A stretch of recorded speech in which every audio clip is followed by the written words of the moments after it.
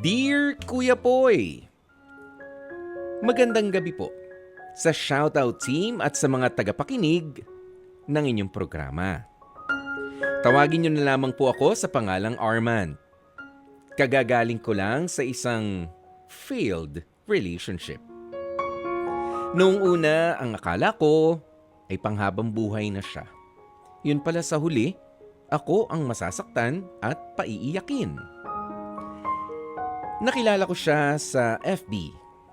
Dumaan sa wall ko ang profile pic niya at dahil sa maganda, ay sinubukan kong i-add siya kahit hindi ko naman kakilala.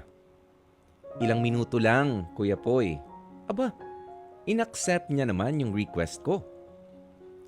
Nagsimula nga akong mag-chat at ang sabi ko ay, "Hi." At sumagot naman siya ng, "Hello." Itatago ko na lamang po siya sa pangalang Maricar. Maayos na kausap itong si Maricar, Kuya Poy.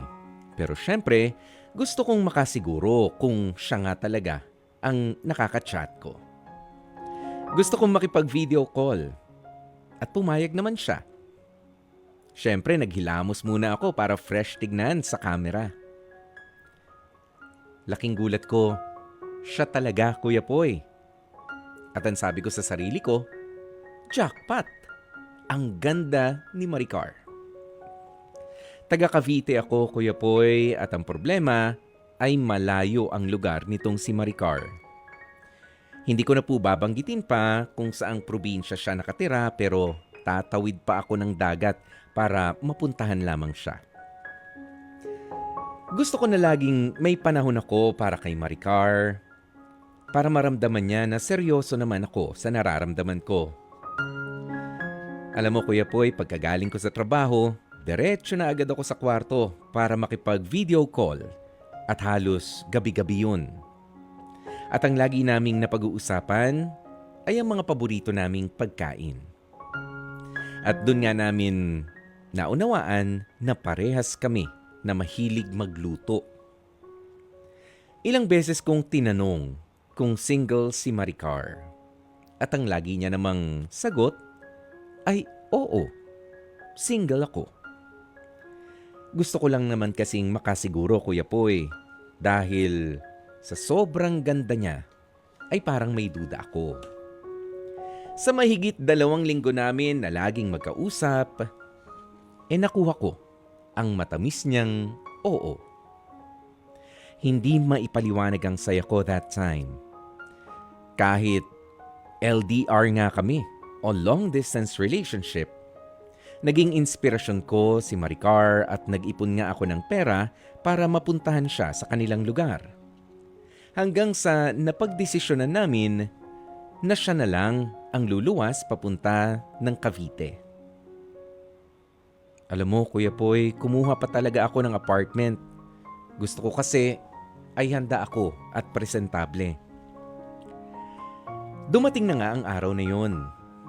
Sinundo ko siya sa terminal at habang papalapit na si Maricar, ay dumagundong ng tuloy-tuloy ang puso ko. Parang hindi magpapigil sa sobrang excitement. Lalo na nga nang yakapin si Maricar. Nagkita na talaga kami ng malapitan. Nahawakan ko na rin siya at nayakap. Kinabahan pa nga ako noon dahil baka expectation versus reality ako sa paningin niya. Pero na-meet ko naman ang kanyang expectation. Sabi niya, siya naman kung ano ang ganda na nakikita ko sa mga video call namin, ay mas maganda pa pala talaga siya sa personal, Kuya Poy. At gaya nga ng lagi naming pinag-uusapan ng mga paborito naming pagkain, mga niluluto namin, ay niluto nga namin ang mga yun at pinagsaluhan habang magkasama kami. Napagdesisyonan na rin ni Maricar na dito na lang siya sa amin sa Cavite na maghahanap ng trabaho para nga lagi na rin kaming magkasama. Pero, ang isang malaking pero, lumipas ang mga buwan ay nag-iba na ang pakikitungo niya sa akin. Naging cold na siya at mainitin ng ulo. Hanggang sa nag-away na nga kami at umuwi siya sa probinsya nila. Alam mo Kuya Poy, hindi na siya nagre-reply sa mga PM ko at kahit na tawag ako ng tawag, hindi niya ako sinasagot. Pero isang gabi ay siya na mismo ang tumawag sa akin at humingi ng sorry. Sabay request ng closure. It was the end of a 4-month relationship with Maricar. Doon niya inamin na nagkabalikan sila ng ex niya. 5 years ang naging relationship nila, Kuya Poy. Ang hindi ko lubos maisip na sa likod pala ng mga sakripisyo ko ay babalik at babalik pa rin siya sa ex niya. Yun pala, ginawa niya lang akong panakipbutas para sumubok na makamove on. At gaya ng isang pagkain na inihain ko sa kanya,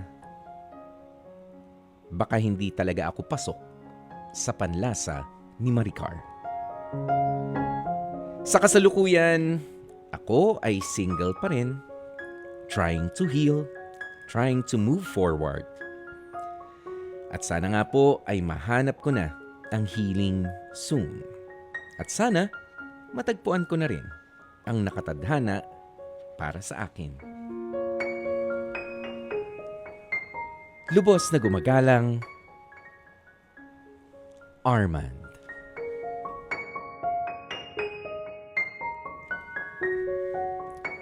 Aray, naipit ako. Ang sakit. Okay. Pero mas masakit, Armand, ang nararamdaman mo. Yan ang sigurado. Oo, dito sa nangyari sa inyo nitong si Maricar. Bakit nga kaya may mga ganyan mga tao, no? Nagagamit at gagamit ng feelings, ng emosyon ng ibang tao para sumubok makamove on doon sa kanilang hindi naging successful na relationship. Oh well, kanya-kanyang paraan yan. Yung iba, para makamove on ay pinagaganda ang sarili. Inaayos ang sarili para sa mga kalalakihan din naman, nagpapagwapo.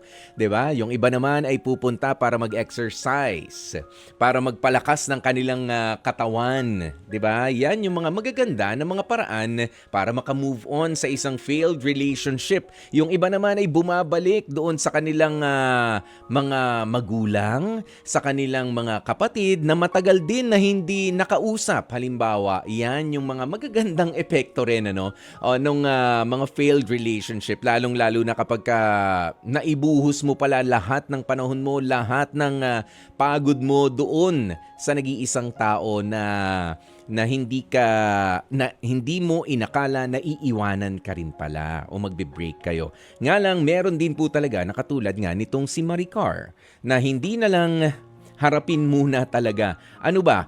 Tapos na ba kayo ng ex mo for 5 years? O tatakasan ko na lang. Yung iba kasi ganyan no? Tinatakasan nila. Ngayon, hindi na ako magsasalita para dito kay Maricar. Mas maganda para dito na lang sa letter sender natin na si Armand. Dahil nangyari na ang mga dapat mangyari, pero ang isang magandang punto rito, no, Armand, ay nalaman mo kung gaano ka pala ka-solid, kung gaano ka pala kabongga na magmahal. Yun yung importante rito, mas nakilala mo na yung sarili mo. Unang-una, yung pagtitiwala sa isang tao na hindi mo pa naman talaga nakikita. Sabi mo nga, nag-umpisa kayo, video call lang, nagtiwala ka pa, nag-invest ka pa na tumira sa isang apartment para magkasama kayo. Tinulungan mo siya for how many months, 'di ba? And I'm quite sure inaruga mo siya, inalalayan dito sa Manila o sa Cavite, diyan sa lugar ninyo. O galing pa siya sa probinsya, ikaw lang naman kasama niya at naging marespeto ka sa kanya. Yun yung take away mo rito. Yan yung mas maganda na realization, hindi lamang yung panloloko niya, kundi yung lalo mong pagkilala doon sa sarili mo na kaya ko palang gawin yun. 'Di ba? Kapag ka ako ay nagmamahal, kaya ko palang ibuhos yung effort na ganun para sa isang tao na hindi nga ako sigurado. Kaya ako, I'm quite sure at optimistic ako na sa susunod na karelasyon mo, Armand, alam mo, hindi ko masabi na, alam mo, ang sinasabi kasi nung iba, wag mong ibibigay ang lahat mo 100%. Pero how can you equate, yung emosyon kasi yan eh. Hindi mo naman pwedeng pigilan kung gustong-gusto mo at mahal na mahal mo ang isang tao, pero pwede tayong mag-ingat. No, at nang dahil nga dito sa nangyaring ito, na pwede pala mangyari yun, na akala mo sayong-sayo na, pero iiwanan ka rin pala niya sa bandang huli at ginawa ka pang panakipbutas, iyon na lamang ang mga aral na kunin mo ron para sa susunod, mas magiging maingat ka na pero wag mong babawasan. Okay? Wag mong babawasan ang tiwala mo sa sarili na kaya mong magmahal ng todo-todo para sa isang tao, para sa isang katulad ni Maricar, para sa susunod sa kanya at sa kahit sino pa na mag-appear sa harapan mo sa mga susunod na panahon. Wala sa iyo ang problema, nasa kanya. 'Di ba? Kaya ituloy mo lang yung kakayanan mo na magmahal ng bongga, Armand. Okay?